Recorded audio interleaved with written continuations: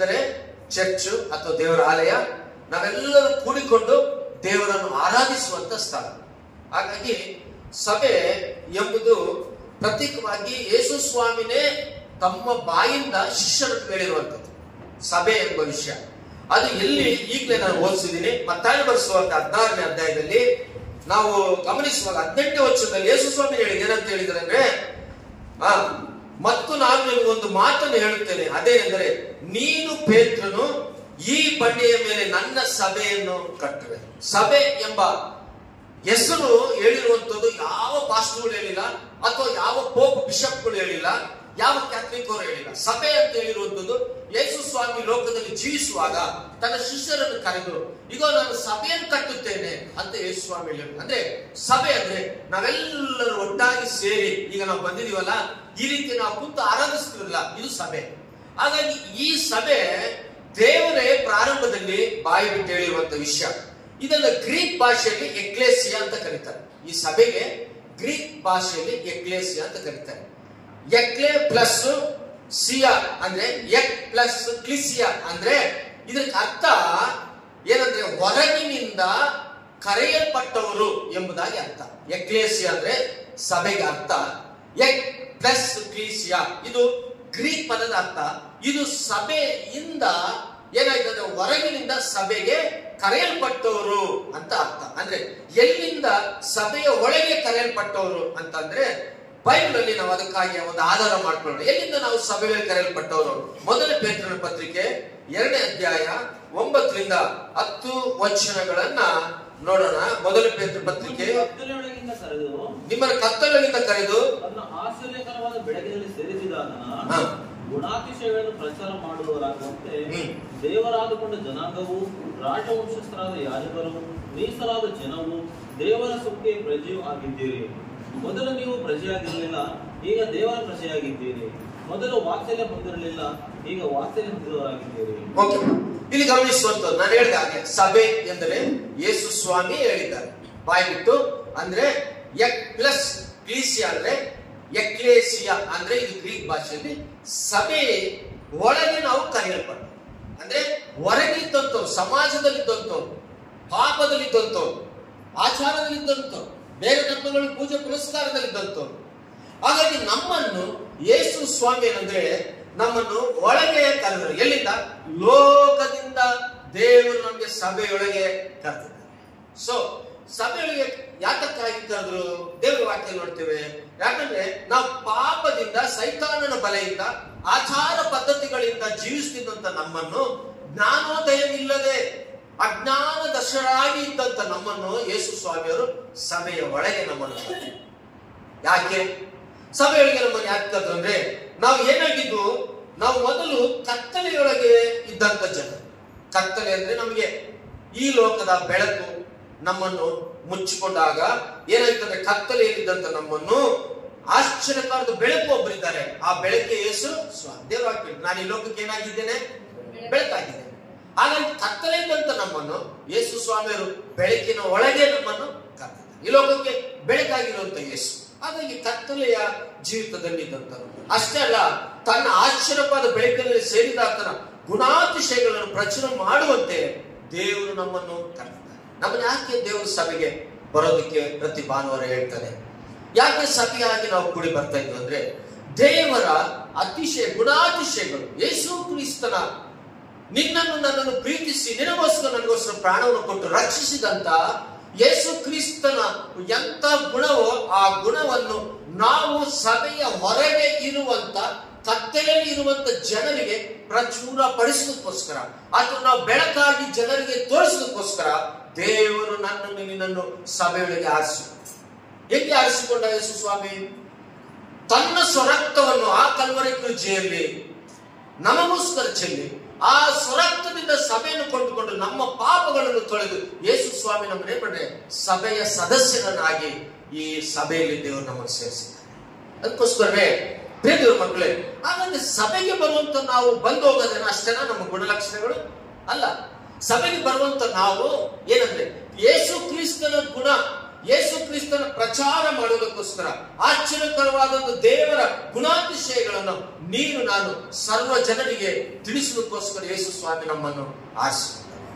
ನಮ್ಮಷ್ಟಕ್ಕೆ ನಾವು ಇರೋದಕ್ಕೆ ದೇವರು ನಮ್ಮನ್ನು ಕರೆದಿಲ್ಲ. ಯೇಸು ಸ್ವಾಮಿ 12 ಜನ ಶಿಷ್ಯರನ್ನು ಕರೆದು ಯಾಕೆ ಇಲ್ಲಿ ಹೇಳ್ತಿದ್ದಾನಂದ್ರೆ, ನಾವು ಕೊನೆಯದಾಗಿ ಮತ್ತಾಯನ ಬರೆಸುವಾರ್ತೆ ಕೊನೆ ಅಧ್ಯಾಯದಲ್ಲಿ ಕೊನೆಯ ವಚನಗಳಲ್ಲಿ, ಲೂಕನ ಬರೆಸುವಾರ್ತೆ ಕೊನೆ ಅಧ್ಯಾಯ ಕೊನೆಯ ವಚನಗಳಲ್ಲಿ ನಾವು ಗಮನಿಸುವಾಗ, ನೀವು ಸರ್ವಲೋಕಕ್ಕೆ ಹೋಗ್ರಿ, ಸರ್ವಸೃಷ್ಟಿಕರರಾದ ನನ್ನ ಹೆಸರಿನಲ್ಲಿ ಅನೇಕರನ್ನು ಸುವಾರ್ತೆ ಹೇಳ್ರಿ, ನಂಬಿ ರಕ್ಷಣೆಯೊಂದಿಗೆ ಬಾಪ್ತಿಸ್ಮ ಕೊಡ್ರಿ.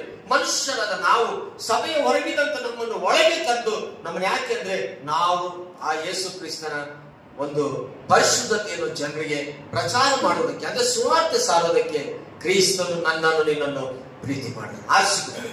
ಅದು ಕ್ರೈಸ್ತರಿರ್ಬೇಕಾದಂತ ಬಹಳ ಗುಣವಾದಂತ ಲಕ್ಷಣ ಬೈಬಲಲ್ಲಿ. ಅದಕ್ಕೋಸ್ಕರ ಶಿಷ್ಯರನ್ನು ಇವತ್ತು ಅನೇಕ ಕಡೆ ಕಳಿಸಿ ಸುವಾರ್ತೆ ಸಾರದಾಗ್ಲೆ ತೋಮನ ಮುಖಾಂತರ ನಮ್ಮ ದೇಶಕ್ಕೆ ಇಲ್ಲಿ ನಮಗೆ ಸುವಾರ್ತೆ ಬಂತು, ಶಿಷ್ಯರ ಮುಖಾಂತರ ನಮ್ಗೆ ಸುವಾರ್ತೆ ಬಂತು. ಹಾಗಾಗಿ ಈಗ ನಮ್ಮ ಮುಖಾಂತರ ಸಭೆಯ ಹೊರಗೆ ಎಷ್ಟೋ ಜನ ಇದ್ದಾರೆ, ಅವರಿಗೆ ಯೇಸು ಕ್ರಿಸ್ತನ ಬಗ್ಗೆ ತಿಳಿಸುವಂತ ಬಾಧ್ಯತೆ ಇವತ್ತು ನನ್ನ ಮೇಲೆ ನಿಮ್ಮ ಮೇಲಿದೆ. ಹಾಗಾಗಿ ನಾವು ಸುವಾರ್ತೆಯನ್ನು ಸಾರುವಂತವರು ಆಗಿದ್ದೇವೆ. ತನ್ನ ಆಶ್ಚರ್ಯದ ಬೆಳಕಿನಲ್ಲಿ ಗುಣಾತಿಶಯ ಪ್ರಚಾರ ಮಾಡುವಂತೆ ದೇವರಾಗಿಕೊಂಡ ಜನಾಂಗ. ಎಂತ ಜನಾಂಗ ನಾವು? ಎಂತ ಜನಾಂಗದವರು? ದೇವರು ನಮ್ಮನ್ನು ಆರಿಸಿಕೊಂಡಿದ್ದಾರೆ. ಅಷ್ಟು ಆರಿಸಿಕೊಂಡಿಲ್ಲ. ಆಮೇಲೆ ಈ ಲೋಕದಲ್ಲಿ ಯಾರೋ ನಮ್ಮನ್ನು ಆರಿಸಿಕೊಂಡಿಲ್ಲ. ದೇವರು ನಮ್ಮನ್ನು ಈ ಸಭೆಗೆ ಸದಸ್ಯನಾಗಿದ್ದು, ಸಭೆಯೊಳಗೆ ನಾವು ಐಕ್ಯಮತ್ಯವಾಗಿದ್ದು, ನಮ್ಮನ್ನು ದೇವರು ಈ ಸಭೆಗೆ ಸ್ತಂಭವಾಗಿ ನಮ್ಮನ್ನು ಆರಿಸಿಕೊಂಡಿದ್ದಾರೆ. ಸ್ತ್ರೀಯರಾದ ಪುರುಷರು ದೇವರು ನಮ್ಮನ್ನು ಆರಿಸಿಕೊಂಡಿರುವಂತದ್ದು, ನಾವು ದೇವರ ಸೇವೆಯನ್ನು ಮಾಡೋಕ್ಕೋಸ್ಕರ ದೇವರು ನಮ್ಮನ್ನು ಆರಿಸಿಕೊಂಡಿದ್ದಾರೆ. ದೇವರು ನಮ್ಮನ್ನು ಆರಿಸಿಕೊಂಡಿರುವುದು, ದೇವರು ನಮಗೆ ಕೊಟ್ಟಂತ ವರವನ್ನು ಅನೇಕರಿಗೆ ಸಭೆಯಲ್ಲಿ ನಾವು ಪ್ರಚಾರ ಪಡಿಸೋಕ್ಕೋಸ್ಕರ ದೇವರು ನಮ್ಮನ್ನು ಆರಿಸಿಕೊಂಡಿದ್ದಾರೆ. ಏನಾದ್ರೂ ಒಂದು ದೇವರ ಸೇವೆಗೆ ನಾವು ಮಾಡೋದಕ್ಕೋಸ್ಕರ ಏನು ನಮ್ಮನ್ನು ಆರಿಸಿಕೊಂಡು ನಮ್ಗೆ ಏನ್ ಕೊಟ್ಟಿದ್ದಾನೆ ದೇವರು, ಎಂತ ಬಿರುದು ಕೊಟ್ಟಿದ್ದಾನೆ ನೋಡ್ರಿ. ದೇವರು ನಮ್ಮನ್ನು ಆರಿಸಿಕೊಂಡು ನಮ್ಗೆ ಏನ್ ಕೊಟ್ಟಿದ್ದಾನೆ? ರಾಜವಂಶಸ್ಥರಾದ ಯಾಜಕರು, ಮೀಸಲಾದ ಜನವೂ, ದೇವರ ಸ್ವಕೀಯ ಪ್ರಜೆಯೂ ಆಗಿದ್ದೇವೆ. ದೇವರು ನಮ್ಮನ್ನು ಆರಿಸಿಕೊಂಡಿದ್ದಾರೆ. ಎಂತವರಂತೆ ನಾವು? ರಾಜವಂಶಸ್ಥರು. ಅಫ್ಕೋರ್ಸ್ ಯೇಸು ಸ್ವಾಮಿ ಹುಟ್ಟುವುದಕ್ಕಿಂತ ಮುಂಚೆನೆ ಯೂದನ ರಾಜು, ಆತನು ಯೂದಾ ರಾಜನು ಹುಟ್ಟುವುದಕ್ಕಿಂತ ಮುಂಚೆ ಅನೇಕರು ಹುಟ್ಟಿದ ಮೇಲೆ ಅವರು ರಾಜನ ಮಗ ಅಂತ ಕರೀತಾರೆ. ಆದ್ರೆ ನಮ್ಮ ಕರ್ತನ ಯೇಸು ಹುಟ್ಟುವುದಕ್ಕಿಂತ ಮುಂಚೆನೆ ಅವರನ್ನ ಏನ್ ಮಾಡಲು? ಯೂದನ ರಾಜ ಕಡೆ ಹುಡ್ತನಾಡು ಎಲ್ಲ ಹುಡ್ತಾ ಇದ್ದಾನೆ ಯೂದ ರಾಜ. ಹಾಗಾಗಿ ಯೇಸು ಕ್ರಿಸ್ತ ನಮ್ಮ ರಾಜನು, ಆತನ ಮಕ್ಕಳಾದ ನಾವು ರಾಜರು ರಾಣಿಯರಾಗಿದ್ದೇವೆ, ನಾವು ದೇವರ ಮಕ್ಕಳಾಗಿದ್ದೇವೆ. ಹಾಗಾಗಿ ನಾವೇನಾಗಿದ್ರೆ ನಾವು ರಾಜ ವಂಶಸ್ಥರಿಗೆ ನಾವು ಸೇರಿದವರಾಗಿದ್ದೇವೆ. ಮೈಸೂರು ರಾಜ ವಂಶಸ್ಥರು ಅವರ ಒಂದು ಜೀವನದಲ್ಲಿ ಅವ್ರ ಮಕ್ಕಳೇ ಅವ್ರ ವಂಶಸ್ಥರು. ನಾವು ಹಂಗಲ್ಲ. ನಾವೇನಾಗಿದ್ದೇವೆ? ಯೇಸು ಕ್ರಿಸ್ತನ ಅಂಗೀಕರಿಸಿದಂತ ನಾವು, ಆತನ ಅಮೂಲ್ಯವಾದ ಕಲ್ವರಿ ಪೂಜರಿಸಿದ ರಕ್ತದಿಂದ ನಮ್ಮ ಪಾಪಗಳನ್ನು ಒಪ್ಪಿಕೊಂಡು ಯೇಸುವನ್ನು ನಾವು ಪ್ರೀತಿ ಮಾಡಿ ಆತನ ಮೇಲೆ ನಂಬಿಕೆ ಇಟ್ಟಂತ ನಾವು, ಯೇಸು ಕ್ರಿಸ್ತನ ಆರಾಧಿಸುವಂತ ನಾವು, ಆತನ ಪವಿತ್ರವಾದ ದೇಹಕ್ಕೆ ರಕ್ತ ಕೈ ಹಾಕುವಂತ ನಾವು, ಆತನ ಸನ್ನಿಧಾನಕ್ಕೆ ಬಂದು ಆಡುವುದರಲ್ಲಿ, ಸ್ತುತಿಸುವುದರಲ್ಲಿ, ಘನಪಡಿಸುವುದರಲ್ಲಿ, ದೇವರು ನಮ್ಗೆ ಕೊಟ್ಟಂತ, ದೇವರಿಗೆ ಕೊಡುವಂತ ಕಾಣಿಕೆಯಿಂದಾಗಲಿ ಎಲ್ಲದರಲ್ಲೂ ದೇವರಿಗೆ ನಾವು ಮಾಡುವಂತ ಆರಾಧನೆ. ನಾವು ಎಂತ ವಂಶಸ್ಥರಾಗಿದ್ದೇವೆ? ನಾವು ರಾಜ ವಂಶಸ್ಥರಾಗಿದ್ದೇವೆ. ಯಾವ್ದೋ ಜಾತಿ, ಯಾವ್ದೋ ಹೆಸರು, ಯಾವ್ದೋ ಮನೆತನದ ಹೆಸರು, ಏನೇನೋ ಹೆಸರುಗಳಿರ್ತವೆ. ಆದ್ರೆ ನಮಗೆ ದೇವರು ಕೊಟ್ಟಂತದ್ದು ಮನುಷ್ಯರಿಗಿಂತಲೂ ನಾವು ರಾಜವಂಶಸ್ಥರು ಮತ್ತು ಸ್ವಕೀಯ ಏನಾಗಿದೆ ಅಂದ್ರೆ ಮೀಸಲಾದ ಜನವು, ಅಷ್ಟೇ ಅಲ್ಲ ಯಾಜಕರು ನಾವು ಆಗಿದ್ದೇವೆ, ಸ್ವಕೀಯ ದೇವರ ಮಕ್ಕಳು. ಹಾಗಾದ್ರೆ ಸಭೆಯ ಒಳಗೆ ಬಂದಂತ ನಮಗೆ ಈ ಎಲ್ಲ ವರಗಳನ್ನು ಕೊಟ್ಟಂತ ದೇವರೊಂದಿಗೆ ನಾವು ಏನ್ ಮಾಡ್ಬೇಕು? ದೇವರು ನಾವೇನ್ ಮಾಡಬೇಕು? ಬೈಬಲ್ ನಾವು ಗಮನಿಸ್ತೇವೆ. ಮೊದಲ ಕೊರಿಂಥಿ ಪತ್ರಿಕೆ 12ನೇ ಅಧ್ಯಾಯ 27ನೇ ವಚನವನ್ನು ನಾವು ನೋಡೋಣ. ನೀವು ಕ್ರಿಸ್ತನ ದೇಹವು ಮತ್ತು ಒಬ್ಬೊಬ್ಬರಾಗಿ ಅದಕ್ಕೆ ಅಂಗಗಳಾಗಿದ್ದೀವಿ.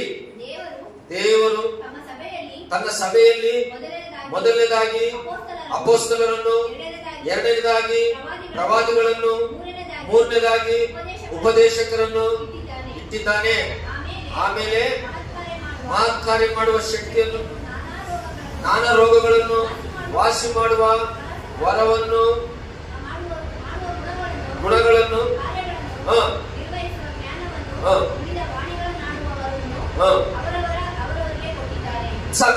ಈಗ ಗಮನಿಸುವಂಥದ್ದು, ಸಭೆಗೆ ಯಾಜಕರಾದಂತ ನಾವು, ರಾಜವಂಶಸ್ಥಂತ ನಾವು, ಸ್ವಕೀಯ ಪ್ರಜೆಗಳಂತ ನಾವು, ಸಭೆಯ ಒಳಗೆ ಅಂದ್ರೆ ಚರ್ಚಿನ ಒಳಗೆ ನಾವು ಬಂದಂತ ನಾವು ಈಗ ಸಭೆಯ ಹೊರಗೆ ಅನೇಕ ಜನರಿಗೆ ನಾವೇನ್ ಮಾಡ್ಬೇಕು? ಸುವಾರ್ತೆ ಸಾರಬೇಕು. ಹಾಗಾದ್ರೆ ಸಭೆಯ ಒಳಗೆ ನಾವೇನು ಮಾಡಬೇಕು? ಸಭೆಯ ಒಳಗೆ ಬರುವಂತ ವಿಶ್ವಾಸಗಳಿಗೆ ದೇವರು ಏನ್ ಕೊಟ್ಟಿದ್ದಾನೆ? ನಾವೇನೋ ಬಂದು ಸುಮ್ಮನೆ ಕೂತು ಎದ್ದೋಗದ, ಬಂದು ಏನೋ ಆರಾಧನೆ ಮಾಡಿ ಮುಗ್ರಾಗ ಹೋಗಿ ಮುಗ್ರಾಗ ಬರುವಂತದ ಇಲ್ಲ. ಸಭೆ ತನ್ನ ದೇಹವಾಗಿದೆ. ದೇವರು ತನ್ನ ಸ್ವರಕ್ತದಿಂದ ಸಂಪಾದಿಸಿದ ಸಭೆ. ಸಭೆಗೆ ಬರುವಂತ ನಾವು ಏನಾಗಿದ್ದೇವೆ? ಅಂಗಗಳಾಗಿದ್ದೇವೆ. ಏನಾಗಿದೆ? ನಾವು ಅಂಗಗಳಾಗಿದ್ದೇವೆ. ಹಾಗಾಗಿ ನಾವು ಓದಿದ ವಾಕ್ಯದಲ್ಲಿ ನಾವು ಗಮನಿಸಬೇಕಾದ್ರೆ ದೇವರ ವಾಕ್ಯದಲ್ಲಿ ಮೊದಲ ಕೊರಿಂಥ 12:27 ನಾವೇನ್ ನೋಡಿದ್ರೆ, ನೀವು ಕ್ರಿಸ್ತನ ದೇಹವು ಮತ್ತು ಒಬ್ಬೊಬ್ಬರಾಗಿ ಅದಕ್ಕೆ ಅಂಗಾಂಗಗಳಾಗಿದ್ದೀವಿ. ಏನಾಗಿದೆ? ನಾವು ಕ್ರಿಸ್ತನ ದೇಹ. ಈ ದೇಹಕ್ಕೆ ನಮಗೆ ನೋಡಿ, ಕೈ ಇದೆ, ಕಣ್ಣಿದೆ, ಬಾಯಿದೆ, ಕಿವಿ ಇದೆ, ಕಾಲಿದೆ, ಎಲ್ಲ ಒಂದು ಅಂಗಾಂಗ. ಇದರಲ್ಲಿ ಯಾವ ಕೊರತೆ ಇದ್ರೂ ಏನಂತೆ ನಮ್ಮ ಶರೀರದಲ್ಲಿ ಅಂಗವಿಕಲ ಅಂತ ಏನೇ ಕೊರತೆ. ಹಾಗಾಗಿ ಯಾವ ಕೊರತೆ ಇಲ್ಲದಂತೆ ದೇವರು ನಮ್ಮನ್ನು ತಾಯಿ ಗರ್ಭದಲ್ಲಿ ಬಹಳ ಶ್ರೇಷ್ಠವಾಗಿ ಸೃಷ್ಟಿ ಮಾಡಿದ್ದಾರೆ. ಎಂತ ಸೃಷ್ಟಿ! ದೇವರ ಸೃಷ್ಟಿ ಅಂದ್ರೆ ಯಾವುದೇ ನಮಗೆ ಕೊರತೆ ಇಲ್ಲದಂತೆ ದೇವರು ನಮಗೆ ಅಂಗಾಂಗ ಸೃಷ್ಟಿ ಮಾಡಿದ್ದಾರೆ. ಹಾಗಾದ್ರೆ ಈ ಅಂಗಾಂಗ ಸೃಷ್ಟಿ ಮಾಡಿರುವಂತದ್ದು ಬರೀ ಕೆಲಸ ಮಾಡಿಕೊಂಡು ತಿನ್ಕೊಂಡು ಮಜಾ ಮಾಡ್ಕೊಂಡು ಓಡಾಡೋದಕ್ಕಲ್ಲ. ದೇವರು ನಮ್ಮನ್ನು ಏನ್ ಮಾಡಿದಂತೆ 139ನೇ ಕೀರ್ತನೆಯಲ್ಲಿ ನಾವು ಗಮನಿಸುವಾಗ, ನಾವು ದೇವರ ಒಂದು ಆಶೀರ್ವಾದದಿಂದ ಹುಟ್ಟಿದವರು. ತಾಯಿಯ ಹೊಟ್ಟೆಯಲ್ಲಿ ಇದ್ದಾಗಲೇ ದೇವರ ಕಣ್ಣುಗಳು ನಮ್ಮನ್ನು ನೋಡಿದ್ದಾರೆ. ಪ್ರತಿ ಒಂದನ್ನು ದೇವರು ಏನ್ ಮಾಡಿದ್ದಾನೆ? ನಮ್ಮನ್ನು ಸೃಷ್ಟಿ ಮಾಡಿ ನಮ್ಮೆಲ್ಲರಿಗೂ ದೇವರು ಏನೇನು ಬೇಕೋ ಎಲ್ಲವನ್ನು ನಮ್ಗೆ ಕೊಟ್ಟಿದ್ದಾನೆ. ಹಾಗಾಗಿ ಈ ಶರೀರಕ್ಕೆ ಕೈ ಮಾಡುವಂತ ಕೆಲಸ, ಮೈ ಹಿಡಿಯುವಂತ ಕೆಲಸ ಕೈ ಹಿಡಿದಿದೆ, ಮಾತನಾಡುವಂಥದ್ದು ಬಾಯಿದೆ, ನೋಡುವಂಥದ್ದು ಕಣ್ಣಿದೆ. ಇವೆಲ್ಲವೂ ಐಕ್ಯಮತ್ಯವಾಗಿದ್ದು ಶರೀರಕ್ಕೆ ಕೊಡುವಂತ ಸಪೋರ್ಟ್ ಐಕ್ಯಮತ್ಯವಾಗಿದ್ದು. ಈಗ ನೋಡಿ, ನಾನು ಮೈಕನ್ನ ಕೈ ಹಿಡಿದಿದ್ದೀನಿ. ಈ ಕೈದೆ ನುವೇಮ್ರ ಪಟ್ಕೊಂಡ ಸೇರ್ಲ నేను ಕಾಲ ಪಟ್ಕೊಂಡ ಅಂದ್ರೆ ಆಗುತ್ತಾ? ಮೈಕ್ ಕಾಲಲ್ಲಿ ಇಟ್ಕೊಳಕ್ ಆಗುತ್ತಾ? ಆಗಲ್ಲ. ನೀನೇನ್ ಬರೀ ಮಾತಾಡ್ತೇ ಬಾಯಿಂದ. ನನ್ಗೂ ಈ ದೇಹಕ್ಕೆ ನನ್ಗೂ ಒಂದು ಅಧಿಕಾರ ಇದೆ. ಇರು, ಕಣ್ಣಿಂದ ಮಾತಾಡ್ತೀನಿ ಅಂದ್ರೆ ಕಣ್ಣಿಂದ ಮಾತಾಡಕ್ ಆಗುತ್ತಾ? ಆಗಲ್ಲ. ದೇವರು ಪ್ರತಿ ಅವಯವಗಳಿಗೆ ಏನೇನು ಮಾಡಬೇಕು ಅದನ್ನ ದೇವರು ಪ್ರಾರಂಭದಲ್ಲಿ ತಾಯಿಯ ಗರ್ಭದಲ್ಲಿ ನಮ್ಗೆ ಸೃಷ್ಟಿ ಮಾಡಿದ್ದಾರೆ. ಹಾಗಾಗಿ ಪ್ರಿಯರೇ, ದೇವರು ಸಭೆಗೆ ಬರುವಂತ ನಾವು ಒಂದು ದೇಹವಾಗಿದ್ದೇವೆ. ಹಾಗಾದ್ರೆ ದೇವರು ಸಭೆಯಲ್ಲಿ ನಮಗೆ ಕೊಟ್ಟಂತ ಅನೇಕವಾದಂತ ವರಗಳು ನಮಗಿವೆ. ಅದನ್ನು ನಾವು ಉಪಯೋಗಿಸುತ್ತಾ ಇಲ್ಲ. ಏನಾಗಿದೆ? ನಾವು ದೇವರ ವಾಕ್ಯ ನೋಡ್ತೇವೆ, ಅಪೊಸ್ತಲರನ್ನಾಗಿ ದೇವರು ಸಭೆಯಲ್ಲಿ ಕೆಲವರು ಇಟ್ಟಿರ್ತಾರೆ. ಬೋಧನೆ ಮಾಡುವವರನ್ನು ದೇವರು ಕೆಲವರು ಸಭೆಯಲ್ಲಿ ಇಟ್ಟಿರ್ತಾರೆ. ಪ್ರವಾದಿಗಳನ್ನಾಗಿ ದೇವರು ಕೆಲವರು ಸಭೆಯಲ್ಲಿ ಇಟ್ಟಿರ್ತಾರೆ. ಕೆಲವರನ್ನ ರೋಗಗಳಿರುವಂತವ್ರನ್ನ ವಾಸಿ ಮಾಡೋದಕ್ಕೋಸ್ಕರ ಕೆಲವರನ್ನು ಸಭೆಯಲ್ಲಿ ದೇವರು ಆರಿಸಿಕೊಂಡಿರ್ತಾರೆ. ಕೆಲವರು ಏನಾಗಿದೆ ಅಂದ್ರೆ, ಕೆಲವರು ಉಪದೇಶ ಮಾಡುವಂತವ್ರು, ಕೆಲವರು ವಾಣಿಗಳನ್ನು ಆಡುವಂತವ್ರು, ಕೆಲವರು ಭಾಷೆಗಳನ್ನು ಮಾತನಾಡುವಂತವ್ರು. ದೇವರು ಸಭೆ ಎಂದರೆ ಒಬ್ಬೊಬ್ಬರಿಗೆ ಒಂದೊಂದು ವರಗಳನ್ನು ದೇವರು ಕೊಟ್ಟಿದ್ದಾರೆ. ಕೆಲವರು ವಾದ್ಯಗಳನ್ನು ಬಾರಿಸುವಂತವ್ರು, ಕೆಲವರು ಏನಂದ್ರೆ ಪರಿಚರ್ಯ ಮಾಡುವಂತವ್ರು, ಕೆಲವರು ಗೂಡಿಸುವಂತವ್ರು, ಕೆಲವರು ಅನೇಕ ವಿಧವಾದಂತ ಒಬ್ಬೊಬ್ಬರಿಗೆ ಒಂದೊಂದು ಕೆಲಸ ಸಭೆಯಲ್ಲಿ ದೇವರು ಇಟ್ಟಿದ್ದಾರೆ. ಹಾಗಾದ್ರೆ ಅವರೆಲ್ಲರೂ ಸೇರಿ ಒಗ್ಗಟ್ಟಾಗಿ ಆ ಸಭೆಯಲ್ಲಿ ಮಾಡುವಂತ ಕೆಲಸದಿಂದಲೇ ದೇವರಿಗೆ ಮಹಿಮೆ ಆಗುತ್ತೆ. ಚಿಕ್ಕ ಮಕ್ಕಳ ಮಧ್ಯದಲ್ಲಿ ಸೇವೆ ಮಾಡೋದಕ್ಕೆ ಕೆಲವರನ್ನು ದೇವರು ಆರಿಸಿಕೊಂಡಿರ್ತಾರೆ. ಹಾಗಾಗಿ ನಾವು ಈ ಭೂಲೋಕದಲ್ಲಿ ಸಭೆಯ ಹೊರಗೆ ಇದ್ದಂತ ನಾವು ಎಕ್ಲೇಸಿಯಾ ಅಂದ್ರೆ ನಾವು ಹೊರಗಿದ್ದಂತ ನಾವು, ದೇವರು ತನ್ನ ಸ್ವರಕ್ತದಿಂದ ನಮ್ಮನ್ನು ಪ್ರೀತಿಸಿ ಕೊಂಡುಕೊಂಡು ಸಭೆಯ ಹೊರಗೆ ಬಂದಂತ ನಾವು ಸುಮ್ಮನೆ ಕುಳಿತುಕೊಳ್ಳೋದಕ್ಕೆ ದೇವರು ನಮ್ಗೆ ಇಟ್ಟಿಲ್ಲ. ನಾವು ಸಭೆಯಲ್ಲಿ ಏನಾದ್ರೂ ಒಂದು ಪರಿಚರ್ಯ ಮಾಡಬೇಕಾದ್ರೆ, ದೇವರು ನಮ್ಗೆ ಏನಾದ್ರೂ ಕೆಲಸ ಕೊಟ್ಟಿದ್ದಾರೆ, ಅದನ್ನ ನಾವು ಮಾಡುವುದರಿಂದಲೇ ಆ ಸಭೆ ಕ್ಷೇಮಕಾರಿ ಇರೋದಕ್ಕೆ ಸಾಧ್ಯ, ಆ ಸಭೆ ಆಶೀರ್ವಾದಕರ ಇರೋದಕ್ಕೆ ಸಾಧ್ಯ, ಆ ಸಭೆಗೆ ಅನೇಕರು ಬರೋದಕ್ಕೆ ಸಾಧ್ಯವಾಗಿರುತ್ತೆ. ಸುಮ್ಮನೆ ಬಂದು ಹೋಗೋದಕ್ಕಲ್ಲ. ಮಾಡೋದು ಮಾಡ್ತಿರ್ತಾನೆ, ಹೊಡೆಯೋರು ಹೊಡಿತಾರೆ, ಕುಡಿಸಿರ್ತಾರೆ, ಆಡೇಳ್ತಿರ್ತಾರೆ. ಅಲ್ಲ, ದೇವರು ನಿನ್ನನ್ನು ಯಾತಕ್ಕಾಗಿ ಆರಿಸಿಕೊಂಡಿದ್ದಾರೆ, ದೇವರು ನಿನ್ಗೆ ಯಾಕೆ ವಿದ್ಯೆ ಬುದ್ಧಿಯನ್ನು ಕೊಟ್ಟಿದ್ದಾರೆ, ದೇವರು ನಿನ್ಗೆ ಯಾಕೆ ಆರೋಗ್ಯವನ್ನು ಕೊಟ್ಟಿದ್ದಾರೆ, ದೇವರು ನಿನ್ಗೆ ಯಾಕೆ ಕೆಲಸವನ್ನು ಕೊಟ್ಟಿದ್ದಾರೆ, ದೇವರು ನಿನ್ಗೆ ಯಾಕೆ ಹಣಕಾಸನ್ನು ಕೊಟ್ಟಿದ್ದಾರೆ. ನಿನ್ನಷ್ಟಕ್ಕೆ ನೀನು ಸಭೆಯ ಹೊರಗೆ ಎಂಜಾಯ್ಮೆಂಟ್ ಮಾಡಿ ಬದುಕುವುದಕ್ಕಲ್ಲ ಯೇಸು ಕ್ರಿಸ್ತ ನಮ್ಗಿರುವಂತ ಮಕ್ಕಳು. ನೀನು ಸಭೆಯ ಒಳಗೆ ಕ್ರಿಯೆಗಳನ್ನು ಮಾಡಬೇಕು. ನಾನು ಯಾರಿಗೂ ಬೆಳಿಗ್ಗೆ ಹೇಳ್ತೀನಿ, ನೀನು ಒಳ್ಳೆ ಹಾಡು ಹೊರ ಇದ್ದಿರ್ತಲ್ಲಪ್ಪ, ಒಂದು ಸ್ಪೆಷಲ್ ಸಾಂಗ್ ಇವತ್ತು ಹಾಡು ಅಂತ. ಓಕೆ, ಆಯ್ತು, ಹಾಡ್ತೀನಿ ಅಂತ. ಸಭೆಯಲ್ಲಿ ದೇವರು ಒಬ್ಬೊಬ್ಬರಿಗೆ ಒಂದೊಂದು ವರವನ್ನು ಕೊಟ್ಟಿರ್ತಾರೆ. ಅದನ್ನ ನಾವು ನಂಬಿಕೆಯಿಂದ ನಾವು ದೇವರ ಸೇವೆ ಉಪಯೋಗಿಸ್ತೀವಿ. ನಾನು ನೆಕ್ಸ್ಟ್ ಸಾರಿ ಈ ಕೊಯಲ್ ಟೀಮರ್ ಹೇಳ್ತಿದ್ರು, ನೀವು 2 ದಿನ 3 ದಿನ ಮುಂಚೆನೆ ಗ್ರೂಪ್ ಅಲ್ಲಿ ಸಾಂಗ್ಸ್ ಹಾಕ್ರಿ. ಅವಾಗೆಲ್ಲ ಬರೀ ಶನಿವಾರ ಹಾಕ್ತಾ ಇದ್ರು. ಈಗ ನೀವು ಸೋಮವಾರ ಮಂಗಳವಾರ ಹಾಕ್ರಿ, ಸ್ವಲ್ಪ ಹಳೆ ಹಾಡುಗಳನ್ನು ಹಾಕ್ರಿ. ಯಾಕೆ ಅಂದ್ರೆ ಬಹಳ ಜನರು ಇಲ್ಲಿರುವಂತವರು ಅನೇಕರಿಗೆ ದೇವರು ಕೆಲವು ವರಗಳನ್ನು ಕೊಟ್ಟಿದ್ದಾರೆ. ಅದನ್ನು ಗಮನಿಸುವಂತ, ಅದನ್ನು ಆಲೋಚಿಸುವಂತ ಶಕ್ತಿ ದೇವರು ನನಗೆ ಕೊಟ್ಟಿದ್ದಾರೆ. ಸೊ ಸೇವಕರು ಅದನ್ನು ಗಮನಿಸ್ತಾ ಇರ್ತಾರೆ. ಅರ್ಥ ಆಯ್ತಾ? ಸೊ ಹಾಗಾಗಿ ಕೇವಲ ಅವ್ರು 3 ಜನನೇ ಆಡುವಂತದಲ್ಲ, ಕೇವಲ ಅವ್ರು ಇಬ್ಬರೇ ಹೊಡೆಯುವಂತದಲ್ಲ, ಕೇವಲ ನಾನು ಒಬ್ಬನೇ ವಾಕ್ಯ ಹೇಳುವಂತದಲ್ಲ. ಈ ಸಭೆ ಎಂಬುದು ಏನಾಗಿದೆ, ಎಲ್ಲರೂ ಸೇರಿ ಏನ್ ಒಬ್ಬರಿಗೊಬ್ಬರು ನಾವ್ ಏನ್ ಮಾಡ್ಬೇಕಂದ್ರೆ ಜೊತೆಗಾರರಾಗಿದ್ದು ನಾವು ವಾಣಿಗಳನ್ನು ಆಡುವುದಾದ್ರೆ ಬಂದು ಸಮಯಕ್ಕೆ ಬಂದ ದೇವರು ಕೊಟ್ಟಂತ ಹಳೆ ಹಾಡುಗಳು ದೇವರ ಸರಿ ಅವ್ರು ಹೇಳ್ತಿರ್ಬೋದು ನಮ್ಗೇನು, ಅದು ದೇವರಿಗೆ ವಿರುದ್ಧವಾದಂತ ಪಾಪ. ದೇವರು ಯಾಕೆ ನಾವು ಅಡ್ವಾನ್ಸ್ ಆಗಿ ಈಗ ಆಗ್ತಾ ಇದೀವಿ ಅಂದ್ರೆ ಹಳೆ ಹಾಡುಗಳಾಗ್ಲಿ ಹೊಸದಾಗ್ಲಿ ಕಲಿಯುತ್ತು ನಾವು ದೇವರ ಸಂದ್ರ ಹಾಡು. ಅನೇಕರಿಗೆ ಇವತ್ತು ಸ್ತುತಿ ಮಾಡಬೇಕು, ಗಂಡು ಮಕ್ಕಳಿಗೆ ಇವತ್ತು ಪ್ರಾರ್ಥನೆ ಮಾಡಬೇಕು. ಪ್ರಿಯ ಮಕ್ಕಳೇ, ಇವತ್ತು ನಾವು ಸಭೆಯಲ್ಲಿ ಬಂದು ಕುಂತು ಎದ್ದು ಹೋಗುವಂತ ಕೇವಲ ನಾಗರಿಕರಂತೆ ಇರಬಾರ್ದು. ನಾವು ಸಭೆಯಲ್ಲಿ ದೇವರು ಕೊಟ್ಟಂತ ಈ ವರಗಳನ್ನ ದೇವರ ಸೇವೆಗೆ ನಾವು ಉಪಯೋಗಿಸುವಂತ ಆ ರೀತಿಯ ನಂಬ್ತೀವ, ಆ ರೀತಿ ನಾವು ಸೇವೆಗೆ ಉಪಯೋಗಿಸಪಡ್ತಿದ್ದೇವ. ಆ ರೀತಿಯಾಗಿ ದೇವರು ನಮ್ಮನ್ನು ಯಾತಕ್ಕಾಗಿ ಆರಿಸಿಕೊಂಡ, ಯಾತಕ್ಕಾಗಿ ಹೊರಗಿನಿಂದ ಒಳಗೆ ನಮ್ಮನ್ನು ಕರೆದ, ಒಳಗೆ ನಾವು ಏನು ಮಾಡಿಬಿಟ್ಟು ಸಭೆಯೊಳಗೆ ದೇವರು ನಮಗೆ ಕೊಟ್ಟಂತ ವರ ಇತ್ತು. ಕೆಲವರು ಎಲ್ಲ ಆದ್ಮೇಲೆ ಕಾಣಿಕೆ ಎರಿಸುವಂತ ವರ, ಅದನ್ನು ದೇವರು ಕೊಟ್ಟಂತ ವರ. ಅವ್ರು ಬರ್ಲಿಲ್ಲ ಅಂದ್ರೆ ಕಾಣಿಕೆ ಎರಿಸೋದಕ್ಕೆ ಕಷ್ಟ ಆಗ್ಬಿಡ್ತು.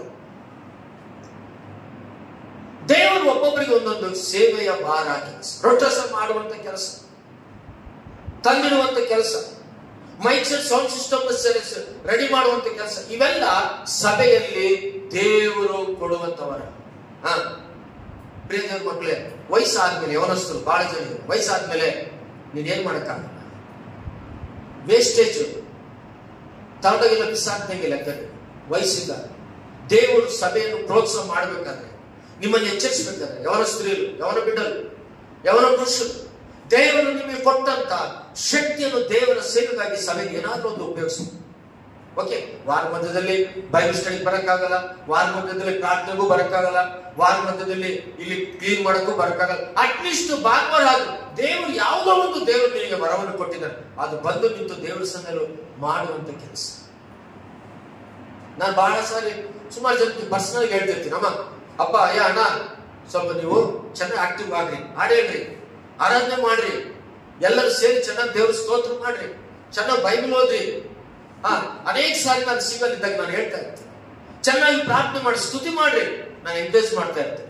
ಬೇರೆ ಎಷ್ಟೇ ಹೇಳಿ ಕತ್ತೆ ಮುಂದೆ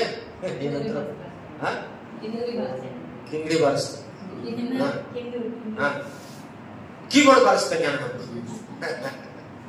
ಕತ್ತೆ ಮುಂದೆ ಕೀಬೋರ್ಡ್ ಬಾರಿಸ್ದಂಗೆ ನಾನು ಆ ಕಿಂಗ್ಡಿ ಅನ್ನೋದು ಬರಲ್ಲ. ಇವತ್ತು ಪ್ರಿಯರೇ ದೇವರ ಮಕ್ಕಳಾರ ನಾವು ಚರ್ಚ್ ಅಂದ್ರೆ ನೀನೇನೋ ಬಂದು ಕೇಳಿ ಕುಂತು ಎದ್ದೋಗಂತದಲ್ಲ, ದೇವರು ನಿನ್ನನ್ನು ಒಪ್ಪಿಸಿ. ಓಕೆ, ನಾನು ಮುಂದೆ ವಾಕ್ಯಕ್ಕಾಗಿ ಹೋಗೋಣ. ಸಭೆಗೆ ನಾವು ಯಾತಕ್ಕಾಗಿ ಬರ್ತೀವಿ? ಸಭೆಗೆ ನಾವು ಯಾತಕ್ಕಾಗಿ ಬರ್ತೀವಿ? ಚರ್ಚ್ಗೆ ನಾವು ಯಾತಕ್ಕೋಸ್ಕರ ಬರ್ತೀವಿ? ಚರ್ಚ್ಗೆ ನಾವು ಯಾತಕ್ಕೋಸ್ಕರ ಬರ್ತೀವಿ? ಆರಾಧನೆಗೋಸ್ಕರ. ಆಮೇಲೆ ಆಕ್ಚುಲಿ ಪ್ರಶ್ನೆ ಕೇಳುವಂತ ಸಮಯ ಅಲ್ಲ, ಕೇಳಬೇಕಾಗಿದೆ. ಯಾಕಂದ್ರೆ ಆರಾಧನೆ ಮಾಡಿದ ಪ್ರಶ್ನೆಗಳು ಕೇಳುವಂತದಲ್ಲ ನನ್ಗೆ ಇಷ್ಟ. ಚರ್ಚ್ಗೆ ನಾವು ಯಾಕೆ ಬರ್ತೀವಿ? ಆರಾಧನೆ ಮಾಡೋದಕ್ಕೆ ಬರ್ತೀವಿ, ಸ್ತುತಿ ಮಾಡೋದಕ್ಕೆ ಬರ್ತೀವಿ, ದೇವರನ್ನು ನಾವು ಗಣಪಡಿಸೋದಕ್ಕೆ ಬರ್ತೀವಿ, ಮತ್ತೆ ನಮ್ಗೆ ಏನಾದ್ರು ಸಮಸ್ಯೆಗಳಿದೆ ಹೇಳ್ಕೊಳ್ಳೋದಕ್ಕೆ ಬರ್ತೀವಿ. ಓಕೆ, ಈ ರೀತಿಯಾಗಿ ಚರ್ಚ್ಗೆ ನಾವು ಬಂದು ನಮ್ಮ ಸಂಪಾದನೆಯನ್ನು ದೇವರಿಗೆ ಕಾಣಿಕೆ ಕೊಡೋದಕ್ಕೂ ಬರ್ತೀವಿ ಅನ್ಕೊಳ್ಳಿ. ಕೆಲವರು ಚರ್ಚ್ಗೆ ಬರೋದ್ರಿಂದ ಏನಾಗುತ್ತದೆ, ದೇವರ ಆಶೀರ್ವಾದಗಳು ಇರ್ತವೆ. ಹಾಗಾಗಿ ಕೆಲವು ಸಾರಿ ಏನ್ ಮಾಡ್ತಂದ್ರೆ, ನಾವು ಅನೇಕ ಸಾರಿ ಚರ್ಚೆ ಯಾಕೆ ಹೋಗ್ಬೇಕು, ಏನು ಭಾನುವಾರ ಹೋಗ್ಬೇಕಾ ಅನ್ನೋ ಚಿಂತೆ ಮಾಡೋ ಇರ್ತಾರೆ. ಸ್ವಲ್ಪ ಮನೇಲಿ ಏನೋ ಸಮಸ್ಯೆ ಬಂದ್ರೆ, ಅಯ್ಯೋ ಏನೋ ಬಿಡಪ್ಪ, ನನಗೆ ಸಮಾಧಾನ ಇಲ್ಲ, ಚರ್ಚ್ಗೆ ಹೋಗಿ ಏನ್ ಮಾಡೋಣ ಅಂತ. ಸ್ವಲ್ಪ ಏನಾದ್ರು ಶೋಧನೆ ಬಂದ್ರೆ, ಅಯ್ಯೋ ಚರ್ಚ್ಗೆ ಹೋಗೋದ್ರೆ ನಮ್ಗೆ ಪ್ರಯೋಜನ ಏನಿದೆ ಅಂತ. ಬಹಳ ಸಾರಿ. ಆದ್ರೆ ಬೈಬಲ್ ಹೇಳುತ್ತೆ, ಎಬ್ರಿ ಪತ್ರಿಕೆಯಲ್ಲಿ ಒಂದು ಮಾತು ಓದೋಣ, 10:25 ವಚನ. ಎಬ್ರಿ ಪತ್ರಿಕೆ 10:25 ವಚನ. ಸಭೆಯಾಗಿ ಕೂಡಿಕೊಳ್ಳುವುದನ್ನು ಕೆಲವರು ರೂಢಿಯಾಗಿ ಬಿಟ್ಟಿರೋ ಪ್ರಕಾರ ನಾವು ಬಿಟ್ಟು ಬಿಡದೆ ಒಬ್ಬರನ್ನೊಬ್ಬರು ಎಚ್ಚರಿಸೋಣ. ಕರ್ತನ ಪ್ರತ್ಯಕ್ಷತೆಯ ದಿನವು ಸಮೀಪಿಸುತ್ತಾ ಬರುತ್ತದೆ ಎಂದು ನೀವು ನೋಡುವುದರಿಂದ ಇದನ್ನು ಮತ್ತಷ್ಟು ಮಾಡಿ ನೋಡಿ. ಸಭೆಯಾಗಿ ಎಬ್ರಿ ಪತ್ರಿಕೆಯಲ್ಲಿ ಗಮನಿಸ್ತೇವೆ, ದೇವರು ಹೇಳ್ತಾ ಇರೋದು 10:20, ಸಭೆಯಾಗಿ ಕೂಡಿಕೊಳ್ಳುವುದನ್ನು ಕೆಲವರು ರೂಢಿಯಾಗಿ ಬಿಟ್ಟಿರ್ತಾರೆ. ಕೆಲವರಿಗೆ ಚರ್ಚ್ ಅಂದ್ರೆ ಭಯ ಇಲ್ಲ, ಕೆಲವರಿಗೆ ಆರಾಧನೆ ಅಂದ್ರೆ ಭಯ ಇಲ್ಲ. ಯಾವಾಗಲೂ ಬರೋದು, ಯಾವಾಗಲೂ ಹೋಗೋದು, ಬರೀ ಮನೆ ಕೆಲಸ, ಬರೀ ಈ ಕೆಲಸ, ಬರೀ ಆ ಕೆಲಸ, ಬರೀ ಹೊರಗಡೆ ಕೆಲಸಗಳು ಇವೇ ಆಗಿರುತ್ತೆ. ದೇವರು ನಮ್ಗೆ ಆಯುಷ್ ಕೊಟ್ಟಿದ್ದಾನೆ, ಆರೋಗ್ಯ ಕೊಟ್ಟಿದ್ದಾನೆ, ಬಲ ಕೊಟ್ಟಿದ್ದಾನೆ. ಅಟ್ಲೀಸ್ಟ್ ನಾವು ಬದುಕಿದೀವಿ, ಹೆಂಗೋ ಅಟ್ಲೀಸ್ಟ್ ನಮ್ ನಾಡಿ ಬಡಿತಾ ಇದೆ. ಹಾಗಾಗಿ ದೇವರ ಸನ್ನಿಧಾನ ಆರಾಧನೆಗೆ ನಾವು ಹೋಗ್ಲೇಬೇಕು. ಇದು ದೇವರು ನಮ್ಗೆ ಕೊಟ್ಟಂತ ಸಿದ್ಧಾಂತ. ಹಂಗಂತ ನಾವು ಇಷ್ಟ ಬಂದಾಗ ಬರೋದಕ್ಕಲ್ಲ ಸಭೆಗೆ ಬಹಳ ಜನ ಏನಾಗಿದೆ, ಸಭೆಗೆ ಕೂಡಿಕೊಳ್ಳೋದು ಕೆಲವರು ರೂಢಿಯಾಗಿ ಬಿಟ್ಟಿದ್ದಾರೆ. ಅವ್ರಿಗೆ ಅದೇ ಒಂದು ರೂಢಿ, ಏನೋ ಒಂದು ನೆಪ. 2 ವಾರ ಬರೋದಿಲ್ಲ, ಕೆಲವರು 3 ವಾರ ಬರಲ್ಲ, ಬಂದ್ರು ಆಮೇಲೆ ಏನೋ ಕುಂತ್ಕೊಳ್ಳೋಕೆ ಮನಸ್ಸಿರಲ್ಲ. ಯಾಕೆ? ಅಪವಾದಿ ಅವರನ್ನ ಏನ್ ಮಾಡ್ತಾನೆ, ಎಬ್ಬಿಸುವುದಕ್ಕೆ ಪ್ರಯತ್ನ ಪಡ್ತಾರೆ. ನೋಡಿ, ಕೆಲವರು ಈ ಜಿರ್ಲೆನ ನೋಡ್ರಿ, ಏನಾದ್ರು ಅನ್ಸುತ್ತೆ, ಅದೇನ್ ಹೇಳ್ತಾರೆ, ಒಂದ್ ಕಡೆ ಇರಲ್ಲ, ಕೆಲವರು ಸಭೆಗೆ ಬಂದ್ರೆ ಭಕ್ತಿ, ಭಯ, ಒಂದು ವಿಶ್ವಾಸದಿಂದ ಕುಂತ್ಕೊಳ್ಳೋಣ, ಹಾಡಿಗೆ ಭಾಗವಾಗೋಣ, ವಾಕ್ಯದಲ್ಲಿ ಭಾಗವಾಗೋಣ. ಈಗ ನಮ್ಮ ಮಕ್ಕಳಿದಾರಂತ, ಅವ್ರು ನಾವೇನು ಅನ್ನಕ್ಕಾಗಲ್ಲ, ಪಾಪ ಅವ್ರ ಮಕ್ಳು ಅವ್ರಿಗೆ ಏನು ಗೊತ್ತಿರಲ್ಲ. ಈಗ ನಮ್ಮ ಅಮಿತ್, ಅಂಬರೀಷ್ ಮಗ ಆಗಲಿ, ಅರುಣ ಮಗ ಆಗಲಿ, ಇನ್ನು ನಿಮ್ಮ ಮಕ್ಕಳು ಬಹಳ ಜನ ಚಿಕ್ಕ ಚಿಕ್ಕ ಮಕ್ಳಿದಾರಲ್ಲ, ಅವ್ರು ನಾವೇನು ಅನ್ನಕ್ಕಾಗಲ್ಲ. ಯೋನ ನಮ್ಮ ಹಿಮಾಲಯದ ಮಕ್ಕಳು, ಪಾಪ ಅವ್ರ ಮಕ್ಕಳಿಗೆ ಏನು ಕಂಡೀಷನ್ ಮಾಡಕ್ಕಾಗಲ್ಲ. ಆದ್ರೆ ದೊಡ್ಡವರಾದ ನಾವು ಅನೇಕ ಸಾರಿ ದೇವರ ವಾಕ್ಯವನ್ನು ಕೇಳೋದಿಲ್ಲ, ಸಭೆ ಅಂತ ಬರ್ತೀವಿ. ಓಕೆ, ದೇವರ ವಾಕ್ಯ ನಾವು ಸಭೆಗೆ, ಅದಕ್ಕೋಸ್ಕರ ಕೆಲವರು ಸಭೆಗೆ ಕೂಡಿಕೊಳ್ಳೋದು, ಕೆಲವರು ರೂಢಿಯಾಗಿ, ಕೆಲವೊಂದು ಅಸಲು ಇಷ್ಟನೇ ಇರಲ್ಲ ಚರ್ಚೆ ಬರೋದಕ್ಕೆ, ಬಂದ್ರು ಕುತ್ಕೊಳ್ಳೋದಕ್ಕೆ ಇಷ್ಟ ಇರಲ್ಲ. ಯಾಕೆ ಅಂದ್ರೆ ಅವ್ರು ಕಮಿಟ್ ಆಗ್ಬಿಟ್ಟಿದ್ದಾರೆ. ಯಾರ ಕೈ ಕಮಿಟ್ ಆಗಿದ್ದಾರೆ? ಅಪವಾದಿ ಕೈಗೆ. ಸೈತಾನ್ ಚೇತವರು ಅಪ್ಪಗಿಂచుకున్న ಕೂರ್ಸಿ ಇನ್ನೇ ನನಗೆ ಮನಸ್ಸರಾದು, ಕೂರ್ಚೋ ನನಗೆ ಮನಸ್ಸರಾದು, పాడడానికి మనసురాదు, చప్పటి కొట్టడానికి మనసురాదు, వాక్యం వినేదానికి మనసురాదు. మేము యాజకులము, రాజవంశస్థులు, సభ్య ప్రజలము, ఇంత గొప్ప ప్రజలము మనం అని దేవుడు మనకి ఇచ్చిన ఈ బిరుదును జ్ఞాపకం చేసుకుని ప్రభుని భయభక్తితో ఆరాధించడానికి మనసే రాదు.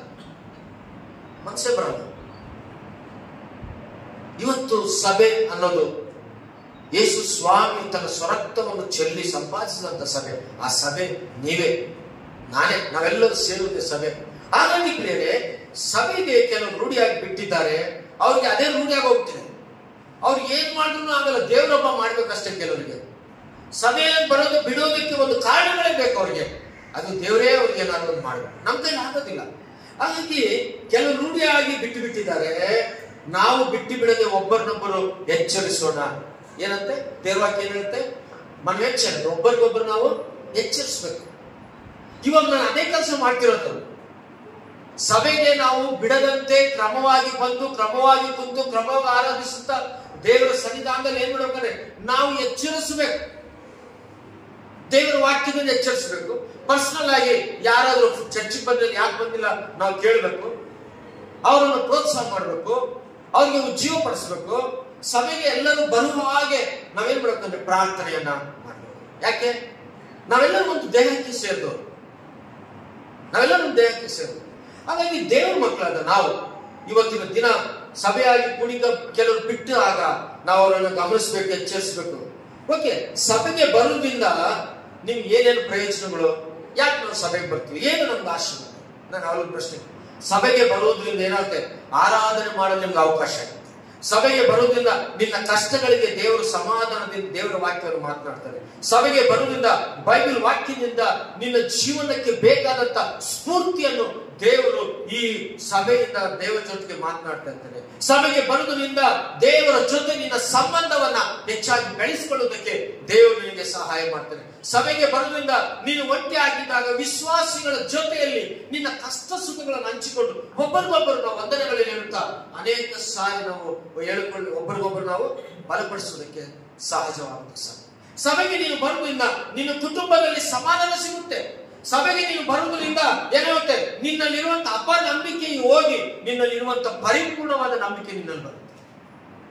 ಸಭೆಗೆ ಬರೋದ್ರಿಂದ ಏನೋ ಸುಮ್ಮನೆ ಏನೋ ಬಂದು ಹೋಗುವಂಥದ್ದು. ಸಭೆಗೆ ಬರೋದ್ರಿಂದ ಇಷ್ಟೆಲ್ಲ ಸಭೆಗೆ ಬರೋದ್ರಿಂದ ಯೇಸು ಕ್ರಿಸ್ತನ ಬಗ್ಗೆ ಹೆಚ್ಚಾಗಿ ನೀನ್ ಏನ್ ಮಾಡ್ತೀಯ, ತಿಳ್ಕೊಂತೀಯ.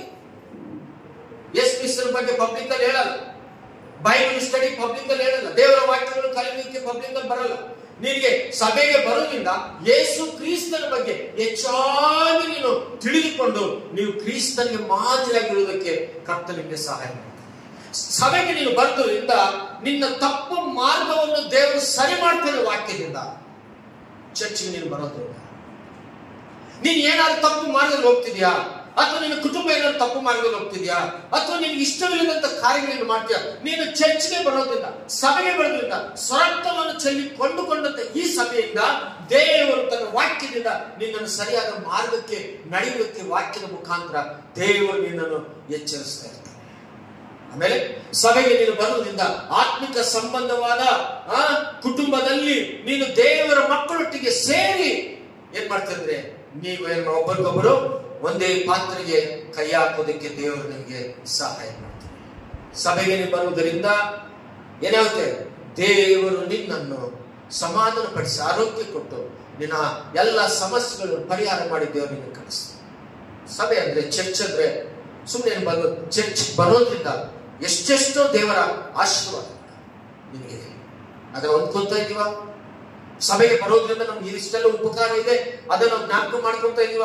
ಸಭೆಗೆ ಬಂದು ಹೋಗುವಂತಲ್ಲ, ಸಭೆಗೆ ನೀನು ಬಂದು ಹೋದಾಗ ನಿನ್ನ ಆತ್ಮಕ್ಕೆ ತೃಪ್ತಿ ಆಗ್ಬೇಕು, ನಿನ್ನ ಜನ್ಮಕ್ಕೆ ಸಾರ್ಥಕವಾಗಬೇಕು, ನಿಮ್ಮ ಜೀವಿತದಲ್ಲಿ ಬದಲಾವಣೆಗಳಾಗಬೇಕು. 1983 ಯೇಸು ಸ್ವಾಮಿ ನಂಬಿಕೊಂಡೆ ನಾನು. ಜೂನ್ 1 ಮೈಸೂರಲ್ಲಿ ನನ್ನ ಕರ್ತನ ಯೇಸು ಕ್ರಿಸ್ತನ ಸ್ವಂತ ರಕ್ಷಣೆ ಸುಮಾರು 40 ವರ್ಷ ಆಯ್ತು. ಸುಮಾರು 40 ವರ್ಷ ಯೇಸು ಸ್ವಾಮಿ ನಾನು ನಂಬಿಕೊಂಡು ರಕ್ಷಣೆ ಹೊಂದ್ಕೊಂಡು. ನನಗೆ ಗೊತ್ತಿರೋ ಹಾಗೆ ಒಂದು 15 ಸತಿ ಮಾತ್ರ ಏನಾದ್ರು ಈ 40 ವರ್ಷ 15 ಅಥವಾ ಒಂದು 20ರೊಳಗೆ ನನಗೆ ಗೊತ್ತಿರ ಭಾನುವಾರ ತಪ್ಪಿಸ್ಕೊಂಡಿರ್ತೀನಿ ಅಷ್ಟೇ. ಏನಾವಾಗ ಒಂದು 15 20 ಸಾರಿ. ಎಷ್ಟು ವರ್ಷ? ನಾನು 83 ಜೂನ್ 1 ಯೇಸು ಸ್ವಾಮಿ ನಂಬ್ಕೊಂಡೆ ಭದ್ರಾವತಿ. 40 ವರ್ಷ ದಾಟಿದೆ. ಒಂದು 20 ಸತಿ ಅಥವಾ 15 ಅದು ಯಾವಾಗ ನನಗೆ ಹಾಸ್ಪಿಟಲ್ ಇದ್ದಾಗ ಅಥವಾ ಏನಾದ್ರೂ ಅನಾರೋಗ್ಯ ಇದ್ದಾಗ, ತುಂಬಾ ಯಾವುದೋ ಒಂದು ಪರಿಸ್ಥಿತಿ ಬಂದ ಒಂದು 15-20 ಸತಿ ಆಬ್ಸೆಂಟ್ ಆಗಿದೆ ಜೀವ ಗ್ರಂಥದಲ್ಲಿ. ದೇವ್ರಿಗೆ ಅಟೆಂಡೆನ್ಸ್ ಹಾಕಿದ್ರೆ, ಅಕಸ್ಮಾತ್ ಅಟೆಂಡೆನ್ಸ್ ಚೆಕ್ ಮಾಡಿದ್ರೆ ನಾನು ಸತ್ತೋದ್ಮೇಲೆ ಅಲ್ವದ್ರೆ ನೀನೇನಪ್ಪ ನೀನು ಯೇಸು ನಂಬ್ಕೊಂಡು 50 ವರ್ಷ ಆಯ್ತು, ಎಷ್ಟೊತ್ತಿ ನೀನು ಇಷ್ಟು ಭಾನುವಾರ ಚರ್ಚ್ಗೆ ಹೋಗಿಲ್ಲ, ಇದಕ್ಕೆಲ್ಲ ಕಾರಣ ಅಂತ ದೇವ್ರ ಅಟೆಂಡೆನ್ಸ್ ಚೆಕ್ ಮಾಡಿದ್ರೆ. ನಿಮ್ಗೆಲ್ಲ ಈಗ ಕಾಲೇಜ್ಗೆ ಹೋಗ್ತೀರಾ, ಸರಿಯಾಗಿ ಅಟೆಂಡೆನ್ಸ್ ಇದ್ರೇನೆ ನಿಮ್ಗೆ ಎಕ್ಸಾಮ್ ಕೊಡಿಸ್ತಾರೆ, ಹೌದಾ? ಅಲ್ಲೂ ಅಟೆಂಡೆನ್ಸ್ ಇರ್ತಾರೆ. ಎಲ್ಲಿ ಎಸ್ಐ ಹತ್ರ ಅಟೆಂಡೆನ್ಸ್ ಇರುತ್ತೆ. ನೀನ್ ಕರೆಕ್ಟಾಗಿ ಚರ್ಚೆಗೆ ಬರ್ತಿದ್ಯಾ ಇಲ್ಲ, ಎಷ್ಟೊತ್ತಿ ಅಟೆಂಡೆನ್ಸ್ ತಪ್ಪಿಸ್ಕೊಂಡಿದ್ಯಾ, ಅವಾಗ ನಿನ್ಗೆ ಸಿಗ್ಬೇಕಾದಂತ ಬಹುಮಾನಗಳು ಸರಿಯಾಗಿ ದೇವ್ರು ನಿನಗೆ ಕೊಡೋದಿಲ್ಲ. ತಿಳ್ಕೊಳ್ರಿ, ಯೇಸು ನಂಬಿದ್ರೆ ರಕ್ಷಣೆ ಹೊಂದಿದ್ರೆ ಅಷ್ಟೇ ಅಲ್ಲ, ಚರ್ಚ್ನಲ್ಲಿ ನೀನು ಆಧ್ಯಾತ್ಮಿಕವಾಗಿ ಬೆಳಿಬೇಕು, ದೇವರ ವಾಕ್ಯದಲ್ಲಿ ಬೆಳಿಬೇಕು, ಜೀವನ ಬದಲಾವಣೆಗಳಾಗಬೇಕು. ಒಂದು ಸ್ಥಿರವಾದಂತ ನಮ್ಮಲ್ಲಿ ನೆಲೆ ಇರಬೇಕು. ನಾನು ಯಾಜಕನು, ನಾನು ರಾಜವಂಶಸ್ಥಳು, ನಾನು ಯೇಸುಯ ರಾಜ, ನಾನು ರಾಜವಂಶಸ್ಥಳಾಗಿ ನಾನು ಇರಬೇಕು, ರಾಜವಂಶಸ್ಥನಾಗಿ ನಾನು ಇರಬೇಕು. ಕುಟುಂಬದಲ್ಲಿ ಯಾವ ಕುಟುಂಬ ಸಮಸ್ಯೆಗಳಿಲ್ಲ, ಎಲ್ಲ ಕುಟುಂಬದ ಸಮಸ್ಯೆ ಇದೆ. ಯಾವ ಅತ್ತೆ ಸೊಸೆಯಲ್ಲಿ ಸಮಸ್ಯೆ ಇಲ್ಲ, ಎಲ್ಲ ಸಮಸ್ಯೆ ಇದ್ದಾವೆ. ಯಾವ ಕುಟುಂಬಗಳಲ್ಲಿ ಸಾಲ ಸೋದರಿಗಳು ಎಲ್ಲ ಇದ್ದಾವೆ. ಇವೆಲ್ಲವನ್ನು ನಾವು ಪಕ್ಕಕ್ಕಿಡಬೇಕು. ಇದೆಲ್ಲದಲ್ಲಿ ಅಪವಾದಿ ನಮ್ಮನ್ನು ಬಂಧಿಸಿ ನಮ್ಗೆ ಸರಿಯಾದ ಆರಾಧನೆ ಮಾಡ್ದಂಗೆ, ವಾಕ್ಯ ಓದ್ದಂಗೆ, ಪ್ರಾರ್ಥನೆ ಮಾಡ್ದಂಗೆ ಅನೇಕ ಸಾರಿ ಹಿಂಸೆಗಳು ಕೊಡ್ತಿರ್ತಾರೆ. ಯಾರು ಸುಲಭವಾಗಿ ನಮ್ಮನ್ನು ಹಿಡಿಯುವಂತ ಅಪವಾದಿ ನಮ್ಮ ಮಧ್ಯದಲ್ಲಿ ಇರ್ತಾರೆ. ಹಾಗಾಗಿ ಅವನ ಕೈಗೆ ನಾವು ಸಿಗದಂತೆ, ಅಪವಾದಿ ನಮ್ಮನ್ನು ವಂಚಿಸದಂತೆ ನಾವು ದಿನನಿತ್ಯ ಬೈಬಲ್ ಅಂತ ಪ್ರಾರ್ಥನೆ ಮಾಡ್ತಾ, ಏನೇ ಕಷ್ಟಗಳು ನಮ್ಗಿರಲಿ ಆ ಕಷ್ಟಗಳನ್ನು ಸಹಿಸಿಕೊಳ್ಳುವುದಕ್ಕೆ ಕರ್ತನು ನಮಗೆ ಶಕ್ತಿ ಕೊಟ್ಟಿದ್ದಾನೆ. ಸಹಿಸಿಕೊಳ್ಳಲಾದಂತ ಕಷ್ಟಗಳು ದೇವರು ಕೊಡಲ್ಲ ಬೈಬಲಲ್ಲಿ. ಹಾಗಾಗಿ ನಾವು ಪ್ರಾರ್ಥನೆಯಲ್ಲಿ ವಾಕ್ಯದಲ್ಲಿ ನಾವೇನ್ ಮಾಡಬೇಕಂದ್ರೆ ಸ್ಥಿರವಾಗಿರ್ಬೇಕು. ಸಭೆಯಾಗಿ ಬರುವುದರಿಂದ ನಮಗಿರುವಂತ ಎಲ್ಲ ಆಶೀರ್ವಾದ. ಅದಕ್ಕೆ ದಾವೀದ ಮಾರಲು ಮಾತು ಹೇಳ್ತಾನೆ, 122ನೇ ಕೀರ್ತನೆ 1ನೇ ವಚನ, 122ನೇ ಕೀರ್ತನೆ 1ನೇ ವಚನ.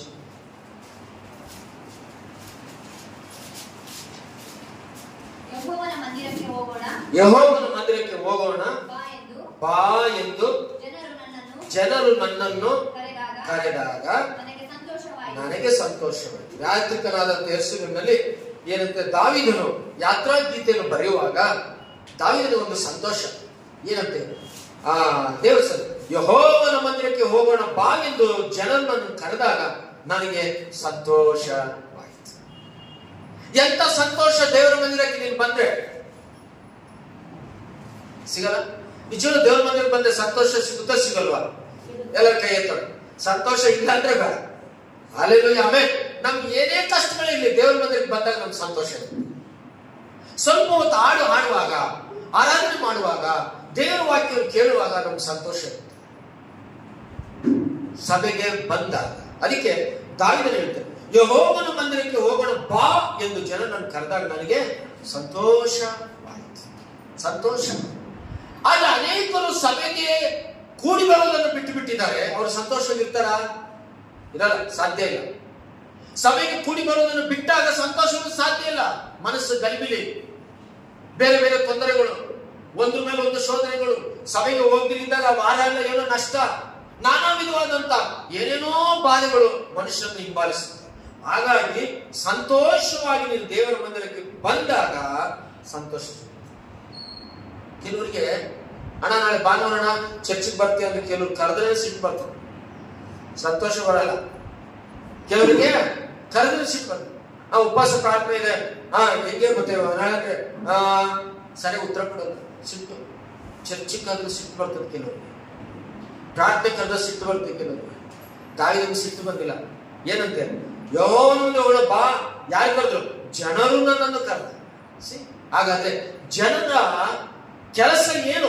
ಸಭೆಯ ಕೆಲಸ ಏನಂದ್ರೆ ನೀವು ಅನೇಕ ಜನರನ್ನು ನೀವೇನ್ ಮಾಡ್ಬೇಕಂದ್ರೆ ಬಾ ದೇವರ ಮಂದಿರಕ್ಕೆ ಹೋಗೋಣ, ಬಾ ನಮ್ಮ ಚರ್ಚ್ಗೆ ಹೋಗೋಣ, ಬಾ ದೇವರ ಸನ್ನಿಧಿಯಲ್ಲಿ ವಾಕ್ಯ ಕೇಳೋಣ, ಬನ್ನಿ ದೇವರನ್ನು ಆರಾಧಿಸೋಣ ಅಂತ ಜನರಾದ ನಾವು ಅನೇಕರನ್ನು ದೇವರನ್ನ ಸನ್ನಿಧಿಗೆ ನಾವು ಕರ್ಕೊಂಡು ಹೋಗ್ಬೇಕು. ಅವರಿಗೆ ಸಂತೋಷ ಸಿಗುತ್ತೆ, ನಿಮಗೂ ಸಂತೋಷ ಸಿಗುತ್ತೆ.